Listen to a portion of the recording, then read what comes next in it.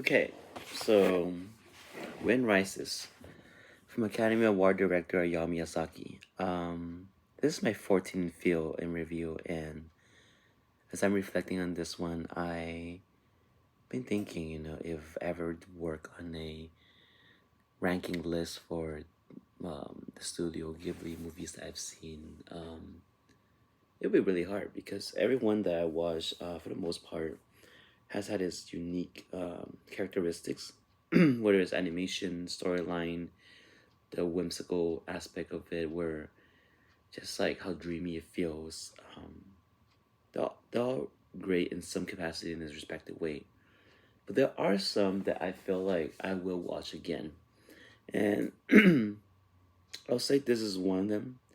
Um, just because as you watch the film, the beginning, you can't help but cheer on Jiro, the main character.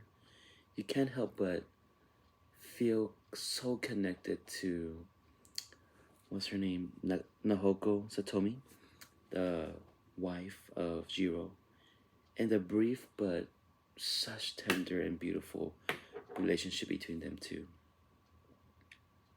That was unexpected to some degree, but I just absolutely love it.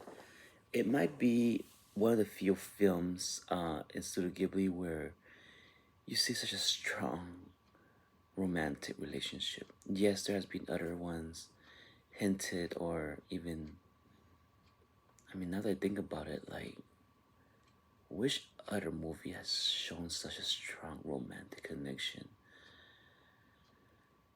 First one that comes to mind might be House Moving Castle. I'm sure there are other ones, but this was next level.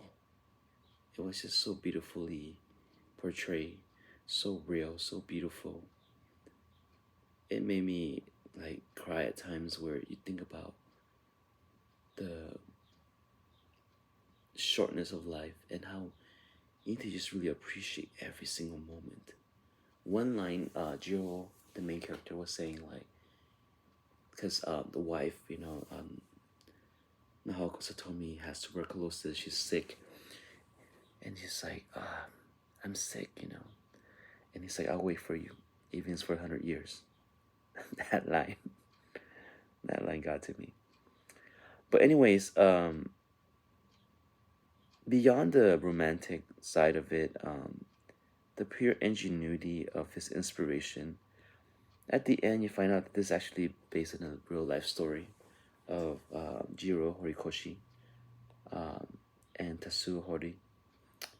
Um,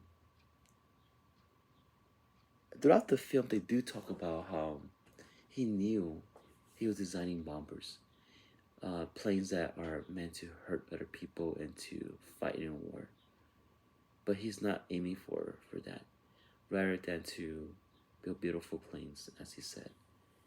And I'm intrigued to learn more about his history, but part of me realizes that the inspiration that he found through his dreams, through his love, and just the time that he spent designing this as a childhood.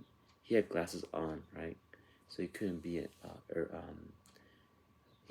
pilot, but he dreamt that he can be a designer, an engineer, and that was so powerful.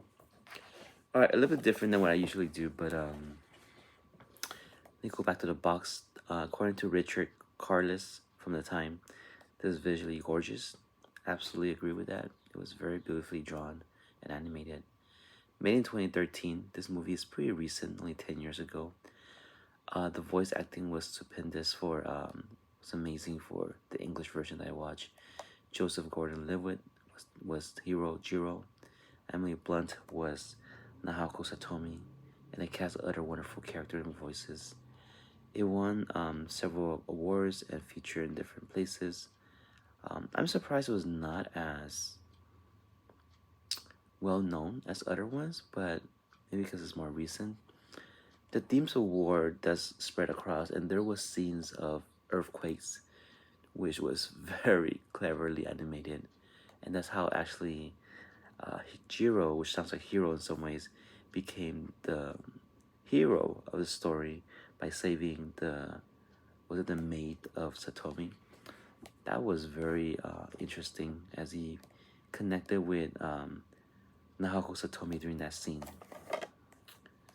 The back box says that it's PG-13 for some disturbing images of smoking, lots of smoking going on, and in some ways that reflects a culture of then, even when he was designing next to his wife, he knows that it was not good for her. He was still smoking.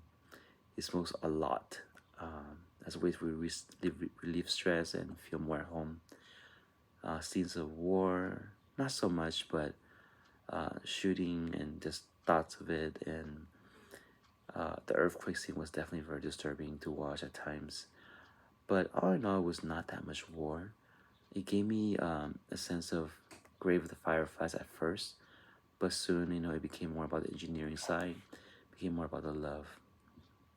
From Academy winning director, filmmaker Hayao Miyazaki, Best Animated Feature, Spirited Away 2002, comes a spellbinding movie beyond compare. Experience perhaps the greatest animated film the cinema has ever seen on DVD. David Herlick, Film.com. Gerald dreams of flying, designing beautiful airplanes, inspired by the famous Italian aeronautical designer Caproni, which shows up actually in many scenes in this movie. Nearsighted and unable to be a pilot, he becomes one of the world's most accomplished airplane designers, experiencing key historical events in an epic tale of love, perseverance, and challenges of living and making choices in a turbulent world. Bring home the film that's dazzled fans and critics around the globe. There's a line that kind of keeps showing up. When the wind is rising, we must try to live. Now, at first, I didn't really understand that line, but at the end, when they talk about it again, it's not just talking about the airplanes, but also about, I believe in some ways, the passing of his wife at the end. He must continue living and continue being strong. It was very dreamy, like as you think about Jiro's experience growing up and imagining these airplanes, but also the experience he had with his wife. Even though it was only briefly, he was so brave, so connected to his wife. Yeah, I was just very inspired watching this, knowing just how well they lived in that short span, how wonderful he must have felt with his love for his wife, and how modern technology has a lot to thank to some ways to the history, which is rather dark if you think about it in some ways. All the technology that we have right now, such as flying airplanes, came about from the ingenuity of the inspiration of designers and engineers from these eras. And in some ways, I really love the relationship between Jiro and his friend that was also working there. That was also very beautiful. You must live, beautiful like the wind. Wow. Anyways, as you can maybe tell, I really like this film. Definitely a top 5 in my opinion right now. I definitely don't know how to rank them at this point. Many of them are just really great animated films. But this is one for the books, I'll say. Just out of the whim, I'm thinking, which ones are my favorite Studio Ghibli films? I would say Spirit Away is definitely one of them. I really like Howl's Moving Castle for similar reasons. Secret of Arrietty. Obviously, My Neighbor Totoro. Those are my top 5 in my mind right now. I'm sure there are other ones, but it's hard to compare when, as I said, every single film has its characteristics and areas where just they shine. But this one was 2 hours long, and it didn't feel that long. I just enjoyed a lot of it. Yeah, so with that said, hope you enjoy my reaction review, and absolutely deserve to be watched, and maybe rewatched at some point.